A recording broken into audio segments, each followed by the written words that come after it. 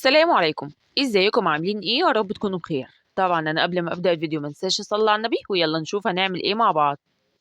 هنعمل مع بعض اسهل واسرع طريقه للكسكسي ممكن تتخيلوها، وصدقيني لو جربتيها بالطريقه دي مش هتبطلي تعمليه. يلا بقى نسمي الله ونصلي على رسول الله صلى الله عليه وسلم. اول حاجه كده معايا لتر من الميه، واحط بقى عليه معلقتين كده من الملح وهقلبهم كويس، معلقتين صغيرين مش كبار.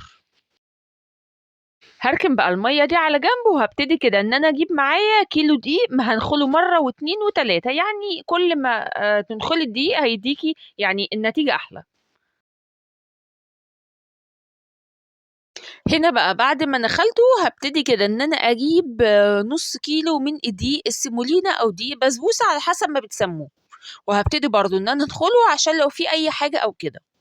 واهم حاجة ان احنا هنجيبه من علاف مضمون.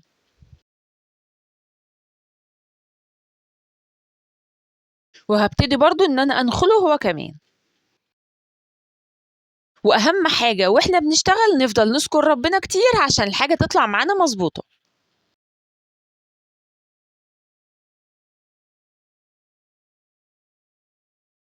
ومعايا بقى نص معلقة صغيرة كده من البيكنج باودر، او ممكن كيك شيف.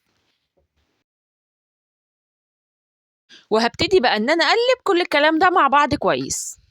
بصي بقى على الحركة دي، معايا بقى الكبة بتاعتي هبتدي ان انا احط فيها الدقيق، تمام.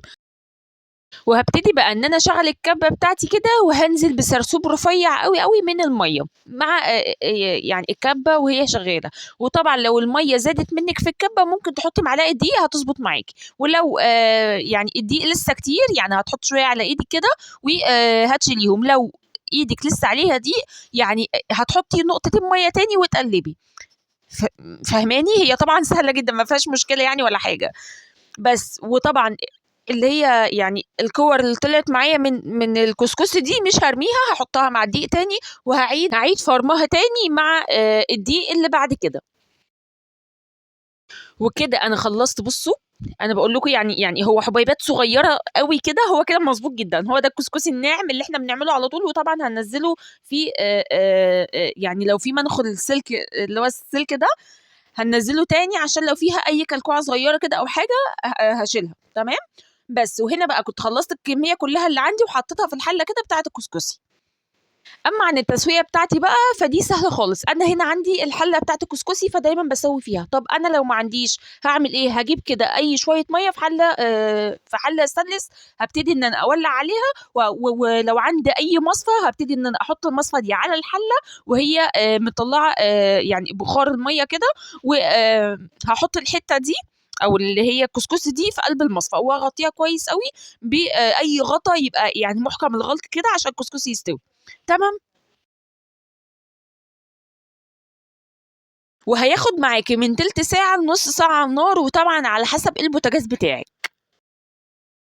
هنا بقى كان استوى معايا كده، اللهم بارك عن الجمال. هنا بقى عندي طبق ما شاء الله واسع كده وكبير، هبتدي ان انا انزل يعني انزل بالكسكسي ده في قلب الطبق ده، وهبتدي ان انا يعني افرفطه عن بعض كده تاني، او ان انا ايه يعني اخليه ما يبقاش قطع كده مع بعض، تمام. بعد كده بقى هبتدي ان انا انمشه بشويه ميه تاني بملح. بس هافضل بقى يعني احط شويه ميه كده، وهبتدي ان يعني مش هدلق ميه، لا انا بنمش بس بميه. لو انتوا واخدين بالكم بصوا يعني شويه واقلب شويه واقلب، يعني ماما هنا بتعمله ما شاء الله ولا قوه الا بالله. كده ماما حبيبتي اتاكدت ان هو كله بقى يعني خلاص بقى الميه بتاعته مظبوط، يعني احط قيمه يعني كوبايه كبيره كده او يعني حوالي نص لتر من الميه. صحيح نسيت اقول لكم ان كميه الميه دي على كيلو ونص من الدقيق، تمام. هبتدي بقى ان انا ارده في الحله تاني، او هنزل كده بيه في الحله تاني بعد لما نمشته ميه خلاص للمره التانيه، تمام. يعني هسويه تسويه تاني برضو. يعني في ناس بتستكفى باول مره بس احنا بنحبه يعني يترد تاني او ان هو يستوي تاني، بيبقى طري ومفلفل وعن الجمال اتحدث قليلا. هبتدي بقى ان انا اغطيه وهرجعه على النار تاني.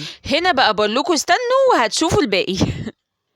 وهنا كده بعد ما رديته للمرة التانية، بس طبعا تسوية المرة التانية بتبقى أقل كتير من تسوية المرة الأولى. يعني هنا أخد معايا حوالي من ربع ساعة لتلت ساعة بالظبط، يعني ما طولتش عليه. هنا بقى كان عندي حتة سمنة بلدي حلوة كبيرة كده فقدحتها، أو ممكن تستبدليها بأي مادة دهنية عندك.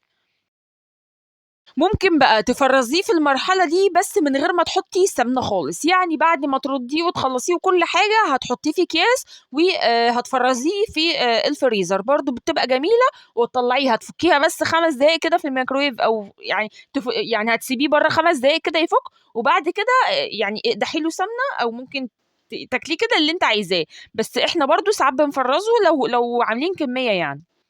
اللي جرّب بقى الكسكسي بالطريقة دي يكتب لي في الكومنتات، واللي لسه ما جرّبهاش يجرّبها عشان يكتب لي في الكومنتات ونشوف مين فينا أشطر. صدقوني لو جرّبتوا الكسكسي بالطريقة دي هتلاقوه أحلى من الرز 100 مرّة كمان. ولحد هنا يكون الفيديو بتاعنا خلص، ما ننساش بقى اللايك الجميل والاشتراك الأجمل عشان يوصل لك كل جديد من بيت العز الكبير، والسلام عليكم ورحمة الله.